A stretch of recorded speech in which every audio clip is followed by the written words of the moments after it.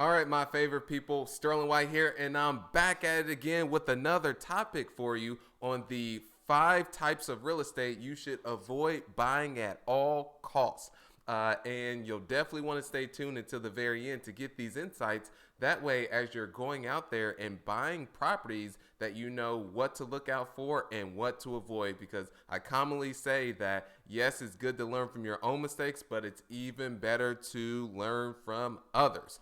And those of you who can visually see me, yes, I do have a busted lip and then also a ding across my nose because got into the ring yesterday and with one of the coaches, and let's just say there's quite a bit more improvement that I have to go. And yes, I'm out there learning, but this is one thing I learned from Mike Tyson. You may have heard the quote is that everyone has a game plan until they get punched in the face. So that was the same thing with me. But it's like riding a bike, for instance, is I'm still in the process of, okay, this is a step I want to take here. Okay, I want to throw this jab here. But it's not as fun when you're still getting punched in the face at the same time. So let's go ahead and jump right into point number 1. And the first is D, properties. And these are located more so in neighborhoods to where there's a high crime. There is a lot of turnover. The schools may not be the best, and many people just classify these areas as the ghetto or the hood, which is where I actually grew up at. And these properties, they do look good on paper. Ask me how I know, but actually translating to the actual execution in real life can be very difficult and risky. And this is a commonly asked question for investors such as that ask me is that, hey, I'm looking at this property in this particular market. I know that it may not be in the best of areas. Is that I always just provide an experience share. I never want to tell someone, hey, this is what you should do or shouldn't do, but I just lay out the risk. Because you have to understand that it's not in your backyard. So if something ends up coming up, is that you're likely just not able to hop in your car and then go out there and check it out. It's now you're relying more on, heavily reliant on boots on the ground. So that adds another layer of risk. The second is single family homes. Yes, I know I'm going to get quite a bit of flack from this, and I'm going to be pulling from both ends. So this is going to be a contradiction because this is how I first started out, is in single families, but then as I ended up gaining experience and then also scaling too. So this is one of those things is it comes down to where you want to go, your investment goals and your ultimate philosophy. Because you're really looking to scale single families, that can be really difficult to do from that because it's a lot of transactions, multiple roofs versus going the multifamily route. And yes, I am a little bit biased because I am a multifamily investor now myself. But just looking back, if I were to do it all over again, I would still start with single families because that was a lower barrier of entry. I was able to get my feet wet, and then from there was able to get a track record and then took that experience and shifted to multifamily. But then also is you just have to understand the risk because with the single family property is you're either 100% occupied or you're 100% vacant.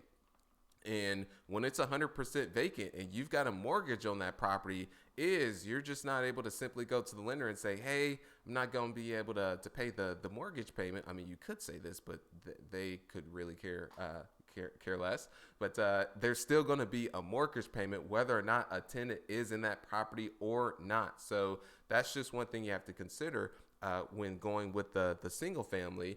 And the next is non-landlord and business friendly. And I'm not going to get into politics or anything, but I'm somewhat am. But please don't go down that rabbit hole, you guys. But is just looking at the blue states versus the red states. And the blue states, oftentimes, many of the times actually, it's more difficult to operate not only a business, but to be a landlord there to where now this is you've got restrictions on how much rent you can raise.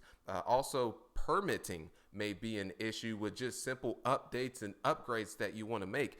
Evicting residents in places such as Chicago, for instance, it can take up to 6 months to evict a tenant, especially when they're more sophisticated and understand the laws. However, in Indianapolis, a quick turnaround is 30 days. And just imagine if you have a property where someone is not paying you for 6 months and you've got a mortgage there.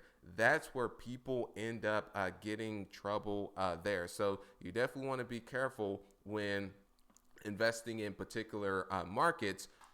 All right, so this is one I ended up catching in the comments section when I was doing the research for this topic, is illegally converted properties.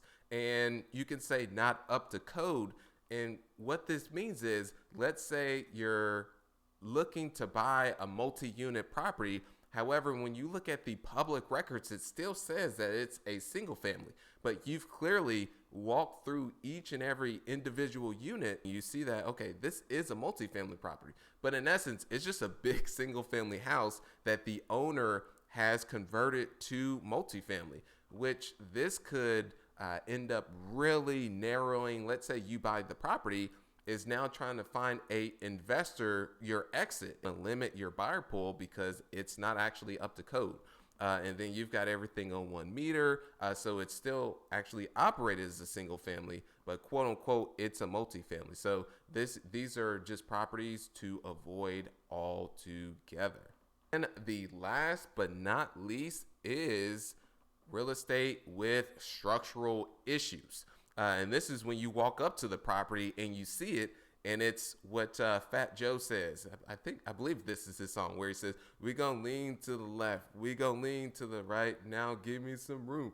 Now give me some room." It's something like that. I may have just butchered it, and even the artist, but that goes into this, is that structural where there's foundation issues, or you go into the basement and you just see stair step cracking. And this could even be if it's brick, for instance, and you're visually looking at the property, you see a lot of stair step cracks leading up to the windowsill.